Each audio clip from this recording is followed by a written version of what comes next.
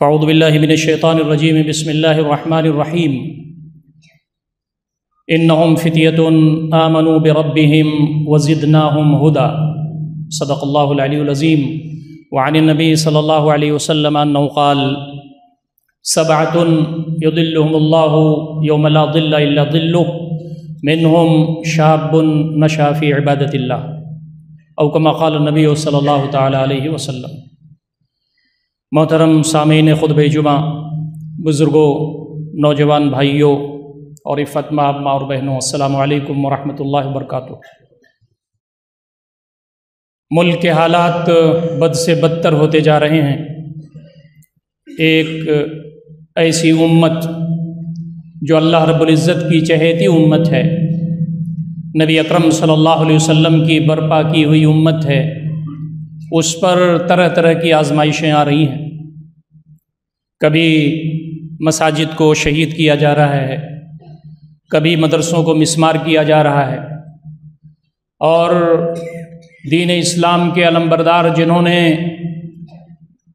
ہزاروں سال سے اس ملک کے اندر اللہ رب العزت کے لیے اپنی زمینیں وقف کرنے کا سلسلہ جاری رکھا ہوا تھا، اس پر بھی شبخون مارنے کی کوشش ہو رہی ہے۔ سلسلہ دراز ہوتا چلا جا رہا ہے، حالات سنگین ہو رہے ہیں، اور اگر کسی طرح کی بھی کوئی مزاحمت اگر ہوتی ہے تو پھر ان پر گولیاں چلائی جاتی ہیں۔ یہ ہمارے اور آپ کے سامنے نہیں ہو رہا ہے، بلکہ ساری انسانیت کے سامنے ہو رہا ہے، پوری دنیا کے سامنے ہو رہا ہے۔ اللہ رب العزت اس راستے میں جو شہید ہوئے ہیں، اللہ رب العزت ان کی مغفرت فرمائے، ان کے درجات کو بلند فرمائے۔ میں یہ بات مختلف خطبات جمعہ میں عرض کر چکا ہوں کہ اللہ رب العزت کا جو دین ہے، یہ دین آزمائشوں سے عبارت ہے۔ نبی اکرم صلی اللہ علیہ وسلم فرماتے ہیں کہ حفت الجنت بالمکارہ وحفت النار بالشہوات، جنت کو گھیر دیا گیا ہے آزمائشوں سے، ناپسندیدہ چیزوں سے، اور جہنم کو گھیر دیا گیا ہے خواہشات نفس سے۔ آدمی منمانی کرے، اپنے خواہشات کی پیروی کرے، جو چاہے وہ کرے، تو اسے جہنم مل جائے، لیکن جنت حاصل کرنے کے لیے یہ ایک اسٹرگل کی ضرورت ہے۔ ام حسبتم ان تدخلوا الجنہ، کیا تم نے گمان کر رکھا ہے کہ تم جنت میں چلے جاؤ گے؟ ولما یاتکم مثل الذین خلوا من قبلکم، اور ان لوگوں کی مثال تمہارے سامنے نہیں آئی جو تم سے پہلے گزرے۔ مستہم البأساء والضراء، ان کو تو پریشانیوں نے اور آزمائشوں نے جکڑ لیا تھا، وزلزلوا، اور وہ ہلا مارے گئے۔ تو جو کہتا ہے اشہد ان لا الہ الا اللہ واشہد ان محمد رسول اللہ، اللہ رب العزت کی سنت یہ ہے کہ آزماتا ہے، ایسے ہی نہیں چھوڑ دیتا ہے۔ لیمیز اللہ الخبیث من الطیب، تاکہ اللہ رب العزت خبیث کو طیب سے الگ کر دے۔ یہ سلسلہ جو ہندوستان میں چل رہا ہے، یہ چلے گا، اور حق و باطل کی جو کشمکش ہے، اس کشمکش میں ہمارا جو کردار ہے اسے ہمیں ادا کرنا ہے۔ اور ایک پہلو اور بھی ہے، جب آپ کے خلاف پریشانیاں آ رہی ہوں اور آپ کی مدارس کھٹکنے لگیں، آپ کی مدارس، آپ کے مساجد چبھنے لگیں، اور آپ کا تشخص انہیں پریشان کرنے لگے، ٹوپی، کرتا، داڑھی، شاعر اسلام جب ان کو بے چین کرنے لگیں، تو آپ یہ سمجھ لیجئے کہ اب ان کے خیموں میں کچھ بھی بچا نہیں ہے اپنے مذہب اور اپنے مسلک کو مضبوط کرنے کے لیے۔ اور ان کے سامنے جو سب سے بڑا خطرہ ہے وہ دین اسلام کی شکل میں آ رہا ہے۔ یہ انٹرنیشنل سینیریو میں بھی ہے اور ہندوستان کے اندر بھی ہے۔ میں اس پر زیادہ گفتگو نہیں کروں گا، اس لیے کہ آپ سب واقف ہیں ہمیں کرنا کیا چاہیے ان حالات میں، اس پر آج کے خطبے میں انشاءاللہ کچھ گفتگو ہوگی۔ آج کے ہمارے اس دور میں فلسطین سے بڑی کوئی مثال دی جا سکتی ہے؟ آپ کو معلوم ہے کہ 7% زمین فلسطین کی اس پر یہودی قابض تھے، یعنی 1947-48 کے آس پاس۔ دھیرے دھیرے ظلم اور زیادتی کا بازار گرم ہوتا رہا، برطانیہ نے انہیں الاٹ کی تھی زمین، اور دھیرے دھیرے دوسرے لوگوں نے بھی اس کو اسپانسر کیا، اور امریکہ آج دنیا کا سب سے بڑا اسپانسر ہے ان کے لیے۔ یہ عیسائیوں اور یہودیوں کی دشمنی آپس میں ہے، لیکن وہ آج ایک ہو چکے ہیں، اور ہم حنفی اور اہل حدیث ایک نہیں ہو سکتے، ہم بریلوی اور دیوبندی ایک نہیں ہو سکتے۔ انہوں نے دیکھا کہ ہماری یہودیت میں کوئی چارمنگ نہیں بچی، اور انہوں نے سمجھا کہ ہماری نصرانیت میں کسی کو کوئی دلچسپی محسوس نہیں ہوتی، اس لیے کہ وہ سب جانتے ہیں کہ انہوں نے اللہ تعالیٰ کی کتاب میں تحریف کر کے اپنے مفادات کے مطابق لکھ رکھا ہے۔ تو آج ان کے ہاں نہ ایمان ہے، نہ انصاف ہے، نہ اخلاق ہے، نہ سینس آف رسپانسبلٹی ہے، نہ انسانیت کو دینے کے لیے کچھ ان کے پاس مواد ہے۔ تو انہوں نے کہا کہ ہم آپس میں لڑتے رہیں گے تو یہ جو اسلام آ رہا ہے اس کا مقابلہ کیسے ہو سکتا ہے؟ اس لیے عیسائیوں نے یہودیوں کا گناہ معاف کر دیا جو انہوں نے حضرت عیسیٰ علیہ السلام کو سولی پر لٹکا کر کے جرم کیا تھا، وہ ایک ہو گئے۔ لیکن آج ہمارے درمیان مسلکی تشدد باقی ہے، یہ امت ایک امت نہیں ہو پاتی۔ ہمارا اللہ ایک ہے، ہمارا رسول ایک ہے، ہمارا کلمہ ایک ہے، ہمارا قرآن ایک ہے، ہماری شریعت ایک ہے، ہمارا مرکز توحید ایک ہے، ہم سب ایک ہیں۔ چھوٹے موٹے اختلافات وجہ نزاع نہیں بن سکتے۔ صحابہ کے درمیان بھی اختلافات تھے، نبی اکرم صلی اللہ علیہ وسلم نے ایک مسئلے میں کئی چیزیں ارشاد فرمائیں تاکہ امت کے اندر آسانی ہو۔ حضرت عائشہ فرماتی ہیں رضی اللہ تعالی عنہا کہ کسی مسئلے میں اگر 2 رائے ہوتی تھیں تو نبی اکرم صلی اللہ علیہ وسلم آسان والی کو ترجیح دیتے تھے تاکہ امت مشقت میں نہ پڑ جائے۔ یہ سلسلہ چل رہا ہے، 75 سال سے زائد کا سلسلہ فلسطین میں ہو گیا ہے۔ یہ کس آزمائش سے گزر رہے ہیں؟ ان کی مساجد توڑی گئیں، مسجد اقصیٰ کے نیچے کھدائی کی گئی، ان کی عورتوں کو پریشان کیا گیا، ان کے نوجوانوں کو شہید کیا گیا۔ خیموں میں جو زندگی گزار رہے تھے، جو خیموں میں پیدا ہوئے تھے، آج انہی خیموں میں دادا ہو گئے ہیں۔ یہ بات میں عرض کر چکا ہوں۔ یہ ایک لمبا جہد مسلسل کرب و بلا کی ایک داستان ہے جو چل رہی ہے۔ ہمیں اس سے نصیحت حاصل کرنا چاہیے، اپنی صفوں میں اتحاد کرنا چاہیے، ملک عزیز کے اندر جو کچھ ہو رہا ہے اسلامی نقطہ نظر سے معلوم کرنا چاہیے کہ ایسے حالات میں ہماری ذمہ داری کیا بنتی ہے۔ ہم مسلمانوں کو ہندوستان میں کیا کرنا ہے؟ ہمارے پاس تو ایک مثال وہاں موجود ہے کہ وہ مایوس نہیں ہو رہے ہیں، ان کے اندر انتہا پسندی نہیں آتی، وہ مایوس نہیں ہوتے۔ سب سے زیادہ جو ان کا مونس ہے وہ ان کا وحدہ لا شریک ہے، اللہ رب العزت ہے۔ اللہ تعالیٰ پر بھروسہ کر کے، اس پر توکل کر کے شہداء کو اللہ تعالیٰ کی بارگاہ میں پیش کر رہے ہیں، اور وہ کہہ رہے ہیں کہ ہم شہید ہو جائیں تو بھی کامیابی، اور ہم غازی ہو جائیں تو بھی کامیابی، اس لیے کہ قل ان صلاتی و نسکی و محیا و مماتی للہ رب العالمین، ہمارا جینا مرنا، ہماری عبادات، ہمارے مناسک عبودیت سب اللہ رب العزت کے لیے ہیں۔ یہاں ہم کھانا کھانے کے لیے نہیں آئے ہیں دنیا میں، یہاں پر ہم بچوں کی افزائش کے لیے دنیا میں صرف نہیں آئے ہیں، یہاں ہم گھر بنانے کے لیے نہیں آئے ہیں، لگزریس لائف گزارنے کے لیے نہیں آئے ہیں۔ یہ الگ بات ہے کہ یہ چیزیں حرام نہیں ہیں، لیکن جو سب سے بڑا مقصد اس دنیا میں آنے کا ہے وہ یہ ہے کہ اللہ رب العزت کی کبریائی بلند کی جائے اس زمین پر، اور اللہ تعالیٰ کی اطاعت کی جائے، اور جب ضرورت پڑے تو اللہ تعالیٰ کی بارگاہ میں ہم تمام قربانیوں کا نذرانہ پیش کریں۔ جب ضرورت پڑے تو اپنی زبان کی قربانی دیں، جب ضرورت پڑے تو قلم کی قربانی دیں، جب ضرورت پڑے تو مال و اسباب کی قربانی دیں، جب ضرورت پڑے تو اپنے اعزا و اقربا اور اپنے آل و اولاد کی قربانی دیں، اور جب ضرورت پڑے تو اپنی قربانی دیں۔ یہ اسلام کا حرکی تصور ہے۔ ہم کونے میں بیٹھ کر کے کھانے پینے والی مخلوق نہیں ہے، یہ انقلابی امت ہے۔ کنتم خیر امت اخرجت للناس تأمرون بالمعروف وتنہون عن المنکر وتؤمنون باللہ، تم بہترین امت ہو، تمہیں لوگوں کے لیے برپا کیا گیا ہے۔ یہ جو بھائی آج مساجد شہید کر رہے ہیں یہ بھی ہمارے مدعو ہیں، یہ جو آج مسلمانوں کے خلاف سازشیں کر رہے ہیں ان تک بھی دین پہنچانا ہماری ذمہ داری ہے۔ آپ نے دیکھا کہ نبی اکرم صلی اللہ علیہ وسلم کے زمانے میں جنہوں نے نبی اکرم صلی اللہ علیہ وسلم کو ستایا، مارا، پیٹا، مکہ سے نکالا، قتل کی سازش کی، آپ نے ان پر بھی کام کیا، ان کے ساتھ بھی اخلاق و کردار کے ساتھ پیش آئے، یہاں تک کہ لوگ ایمان لے آئے اور نبی اکرم صلی اللہ علیہ وسلم کے ساتھ شرمندگی کے ساتھ ایمان لائے۔ امامہ بن اسال کا واقعہ میں پیش کر چکا ہوں۔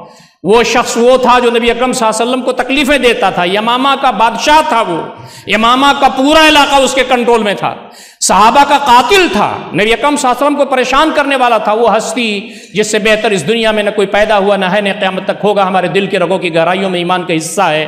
آپ صلی اللہ علیہ وسلم کو تکلیف دینے کا کتنا گھناؤنا جرم تھا اس کا، لیکن جب نبی اکرم صلی اللہ علیہ وسلم نے اخلاق و کردار کے ساتھ معاملہ کیا اور ہماری ماؤں کے گھروں سے یعنی اپنی بیویوں کے گھروں سے نبی اکرم صلی اللہ علیہ وسلم نے کھانا بنا کر کے اس کو کھلایا، مسجد نبوی میں اخلاق کے ساتھ پیش آئے، تو پھر وہ مدینہ کے ایک چشمے پر گیا اور وہاں پر اس نے غسل کیا اور آ کر کے نبی اکرم صلی اللہ علیہ وسلم سے کہا کہ اللہ کے نبی صلی اللہ علیہ وسلم اپنا ہاتھ بڑھائیے میں گواہی دیتا ہوں اشہدو اللہ الہ الا اللہ و اشہدو ان محمد رسول اللہ۔ اس کے بعد اس نے کہا اللہ کے نبی آپ کا چہرہ دنیا کے سارے چہروں میں سب سے ذلیل تھا میرے نزدیک، لیکن جب ایمان میرے اندر آ گیا ہے تو آپ کا چہرہ دنیا کے سارے چہروں میں سب سے مبارک ہو گیا ہے۔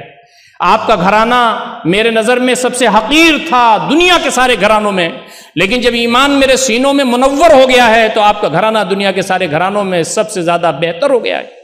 یہ چیز ہندوستان میں بھی انشاءاللہ ہوگی، لیکن اس کے لیے ہمیں محنت کرنی ہوگی۔ وہ ہستی جو ہمارا رہبر ہے، جو ہمارے رہنما ہیں، جو ہمارے پیغمبر ہیں، رہتی دنیا تک کے پیغمبر ہیں، ما کان محمد ابا احد من رجالکم ولکن رسول اللہ وخاتم النبیین، یہ نبی اکرم صلی اللہ علیہ وسلم تمہارے مردوں میں سے کسی کے باپ نہیں ہیں، رسول خدا ہیں، خاتم الانبیاء ہیں، آپ کے بعد کوئی نبی آنے والا نہیں ہے۔ آپ صلی اللہ علیہ وسلم کے ساتھ کیا کچھ نہیں ہوا، آپ کو مارا گیا، آپ کو پیٹا گیا، آپ کو گالی دی گئی، آپ کے گلے میں چادر لپیٹ کر کے اس کو گھوٹنے کی کوشش کی گئی، آپ کے سر مبارک پر اوجھ رکھی گئی اونٹ کی، آپ کے جسم اطہر پر پتھروں کی بارش ہوئی، آپ کے خلاف قتل کی سازش ہوئی، آپ کے دندان مبارک شہید ہوئے، آپ کا جسم لہو لہان ہوا۔ کوئی ایسا دن نہیں ہے، سیرت نگار لکھتے ہیں، کہ جس میں آپ چین سے بیٹھے ہوں۔ آپ نے اللہ تعالیٰ کا پیغام پہنچایا، بندگان خدا کو جوڑا، اخلاق کی تعلیمات دیں، امت مسلمہ کو برپا کیا۔ اللہ رب العزت کی زمین پر قیام عدل و قسط کے لیے، امن و سکون کے لیے آپ نے لاہ عمل چھوڑا، ہم اس کے امین ہیں۔ آج ہندوستان میں ہمیں اسے کیا کرنا ہے؟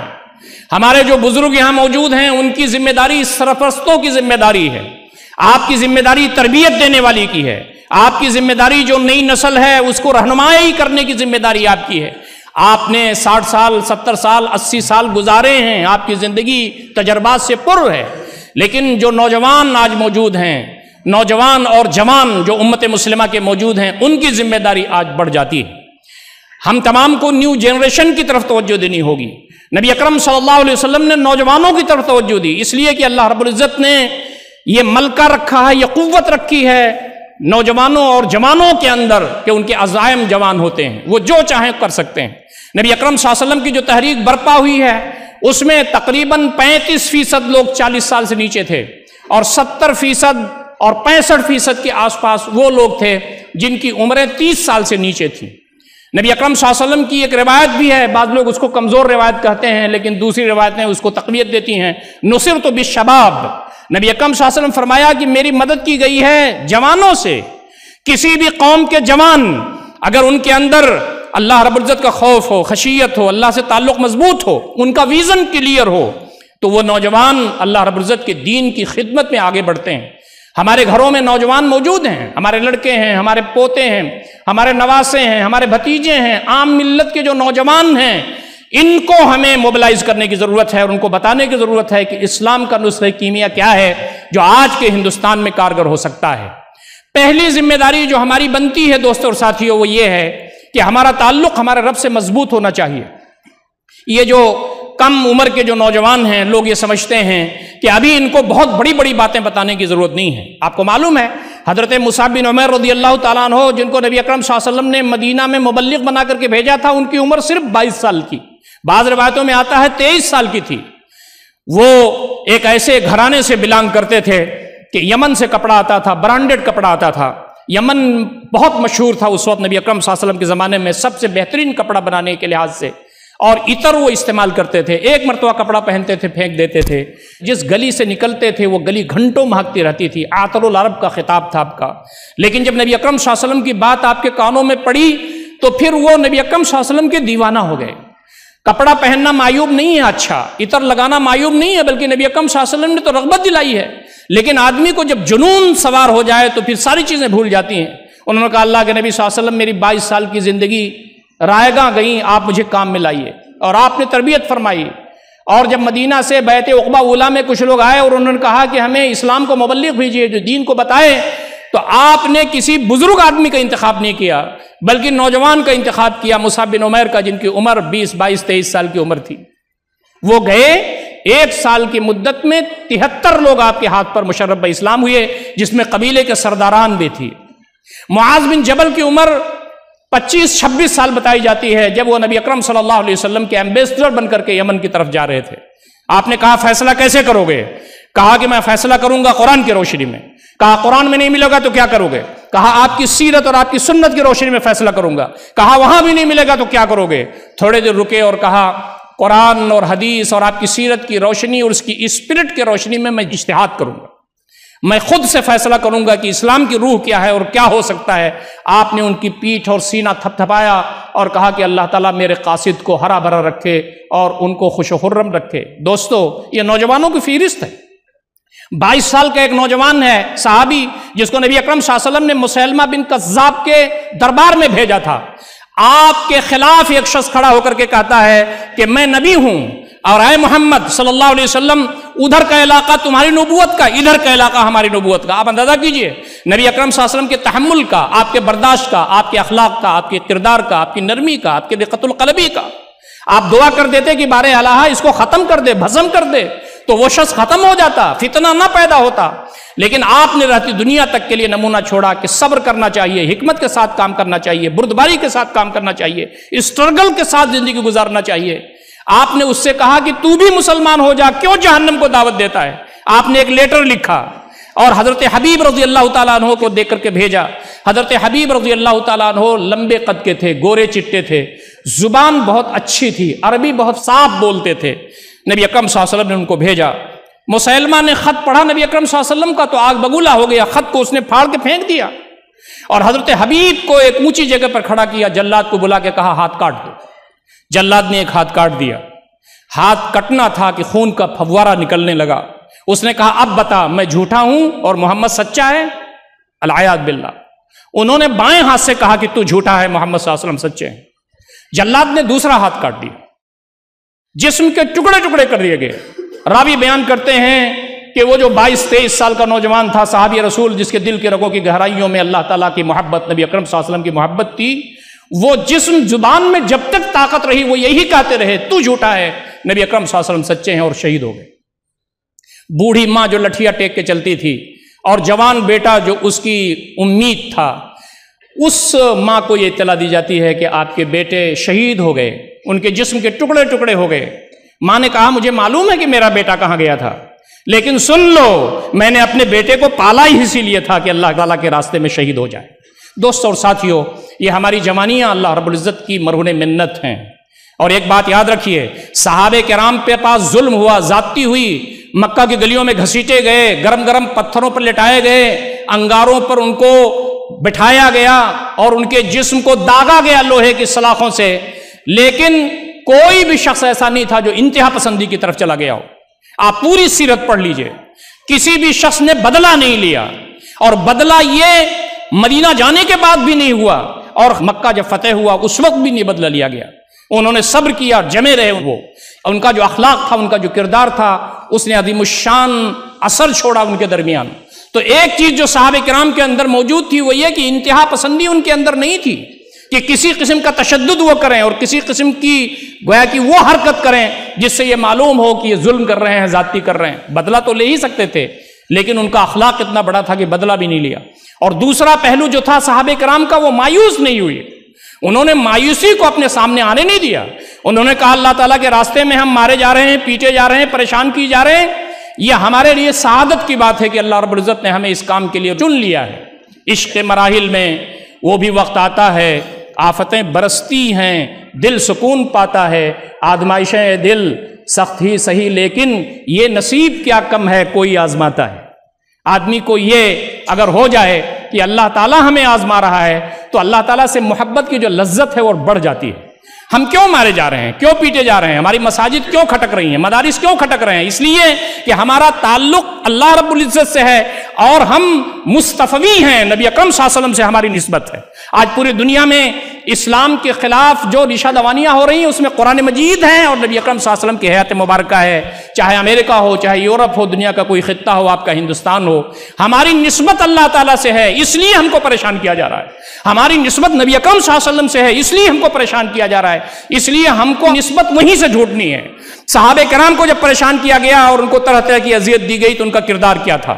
وہ نہ تو انتہا پسندی کی طرف گئے اور نہ وہ مایوس ہوئے. انہوں نے اپنی صلاحیتوں کو اکٹھا کیا اور تعمیری انداز سے لگایا، مثبت انداز سے لگایا. نبی اکرم صلی اللہ علیہ وسلم نے ان کو یہی رہنمائی کی. آپ نے فرمایا اے نوجوانوں، اور آپ کے پاس سارے نوجوان اور جوانی تھے، آپ نے فرمایا سبعۃ یظلهم اللہ یوم لا ظل الا ظلہ منہم شاب نشا فی عبادۃ اللہ، 7 طرح کے کیٹیگری کے لوگ ہوں گے، عرش الہی کے سائے میں ان کو جگہ ملے گی۔ نبی اکرم صلی اللہ علیہ وسلم نے فرمایا اس میں وہ جوان بھی ہوگا جس نے اپنی جوانی اللہ رب العزت کی بندگی اور اس کے راستے میں اسٹرگل کرتے ہوئے گزاری ہوگی۔ ہم تمام اپنے گھروں میں اپنے نوجوانوں کو بتائیں، اس مسجد میں بھی نوجوانوں کی اور جوانوں کی کثیر تعداد الحمدللہ نماز بھی پڑھتی ہے اور جمعے میں بھی آتی ہے۔ میں آپ کو یہ بتانا چاہتا ہوں کہ ہمارا جو تعلق ہے ہمارے رب سے مضبوط تر ہونا چاہیے۔ ہم اللہ رب العزت کی یاد میں روئیں، تہجد کی نماز پڑھنا نوجوانوں کو اپنا شیوا بنانا چاہیے۔ اللہ رب العزت فرماتے ہیں کہ جب آخری پہر ہوتا ہے تو ہمارا رب کائنات آسمان دنیا پر تشریف لے آتے ہیں اور وہ دیکھتے ہیں کون ہے جو راز و نیاز کی بات کرتا ہے۔ آج جوانی ہے، امنگ ہے، جذبات ہے، ہم الارم لگا کر کے 2 بجے 3 بجے 4 بجے جب چاہے اٹھ سکتے ہیں۔ الحمدللہ بڑھاپا نہیں ہے، بیماریاں نہیں ہیں کہ ہم چاہتے ہوئے بھی اللہ تعالیٰ کی بارگاہ میں نہ کھڑے ہو سکیں۔ اللہ رب العزت کو جوانی کی عبادت بہت پسند ہے۔ اللہ تعالیٰ سے اپنے رشتے کو مضبوط کیجئے۔ امت مسلمہ کے نوجوانوں کا یہ کردار ہونا چاہیے کہ اللہ رب العزت سے اپنے رشتے کو مضبوط کریں۔ اللہ کے نبی صلی اللہ علیہ وسلم نے فرمایا یا غلام انی اعلمک کلمات، بچے میں تمہیں چند باتیں بتاتا ہوں، احفظ اللہ یحفظک، اللہ کو یاد رکھو اللہ تم کو یاد رکھے گا۔ اگر اللہ تعالیٰ کے ہم ہو گئے تو انشاءاللہ العزیز اللہ رب العزت ہمیں ضائع نہیں کرے گا۔ آزمائشیں تو آئیں گی لیکن وہ ضائع نہیں کرے گا۔ احفظ اللہ تجدہ تجاہک، اللہ کو یاد رکھو تو اللہ کو تم اپنے سامنے پاؤ گے۔ اذا استعنت فاستعن باللہ، مدد چاہو تو اللہ رب العزت سے چاہو۔ وَعَلَمْ أَنَّ الْأُمَّةَ لَوْ اجْتَمَعَتْ عَلَىٰ يَنفَعُوكَ بِشَيْءٍ لَمْ يَنفَعُوكَ إِلَّا بِشَيْءٍ قَدْ كَتَبَهُ اللَّهُ لَكَ، دنیا کے سارے لوگ اکٹھا ہو جائیں کہ تم کو ذرہ برابر فائدہ پہنچا دیں، نہیں پہنچا سکتے مگر اتنا جتنا اللہ رب العزت نے لکھ رکھا ہے۔ وَلَوْ اجْتَمَعُوا عَلَىٰ يَضُرُّوكَ بِشَيْءٍ لَمْ يَضُرُّوكَ إِلَّا بِشَيْءٍ قَدْ كَتَبَهُ اللَّهُ عَلَيْكَ، دنیا کے سارے لوگ اگر یہ ایکا کر لیں کہ تمہیں ذرہ برابر نقصان پہنچا دیں، نہیں پہنچا سکتے مگر اتنا جتنا اللہ رب العزت نے تمہارے خلاف لکھ رکھا ہے۔ تو ہماری کیفیت یہ ہونا چاہیے کہ وَاعْتَصِمُوا بِاللَّهِ، اللہ تعالیٰ سے اپنے رشتے کو مضبوط کر لیں۔ ہوا مولاکم، وہ تمہارا مولا ہے۔ فنعم المولا ونعم النصیر، کتنا بہترین مولا ہے، کتنا بہترین مددگار ہے۔ یہ ہماری سب سے بڑی طاقت ہے، ہمارے رب سے ہمارے تعلق کی کیفیت، اللہ تعالیٰ سے محبت کی کیفیت، اللہ رب العزت پر توکل کی کیفیت۔ دوسری جو چیز میں اپنے نوجوانوں سے اور اپنے جوانوں سے کہنا چاہتا ہوں امت مسلمہ کے، وہ یہ، اپنی زندگی سے لا یعنی چیزوں کو چھوڑ دیجئے۔ نہ جانے کتنی ایسی چیزیں ہیں جو ہمارے پاس ہیں جو مشتبہات میں سے ہیں۔ آج ہمارا نوجوان گٹکے کی طرف جا رہا ہے، ہمارا نوجوان پان کی طرف جا رہا ہے، مسالے کی طرف جا رہا ہے۔ ہمیں بہت سارے لوگوں نے یہ مل کر کے کہا کہ آپ جمعہ میں خطبہ دیجئے کہ ہمارے نوجوان منشیات کی طرف جا رہے ہیں، شراب خوری کی طرف ہمارے مسلم نوجوان جا رہے ہیں۔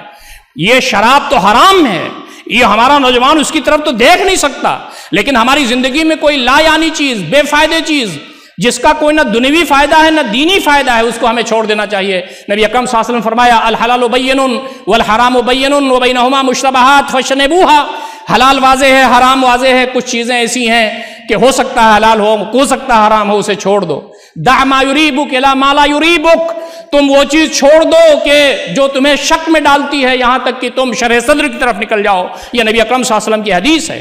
نبی اکرم صلی اللہ علیہ وسلم نے اور بھی فرمایا من حسن اسلام المرء ترک ما لا یعنی، آدمی کے بہترین اسلام کی یہ دلیل ہے کہ وہ چیز جس سے اسے کوئی سروکار نہیں ہے، نہ دنیوی فائدہ نہ دینی فائدہ، اس کو وہ چھوڑ دے۔ آج ہمارے نوجوان بہت ساری بیماریوں میں مبتلا ہو رہے ہیں، اپنے آپ کو ادھر سے الگ کرنا چاہیے، اپنی زندگی کو صاف کرنا چاہیے۔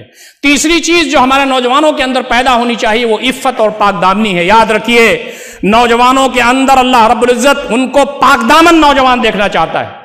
اگر ہماری جوانی پاک دامن ہوگی، عفت ہوگی، ہمارے پاس اخلاق ہوگا، کردار ہوگا، نظر نیچی ہم کرنے والے ہوں گے، اپنی شرمگاہ کی حفاظت کرنے والے ہوں گے، تو اللہ رب العزت کی تائید و نصرت ہمارے پاس آئے گی۔ آپ کو معلوم ہے کتنی قومیں اسی لیے برباد کی گئیں کہ انہوں نے عفت اور پاک دامنی کا وہ معیار چھوڑ دیا، وہ غض بصر نہیں کیا، انہوں نے شرمگاہ کی حفاظت نہیں کی۔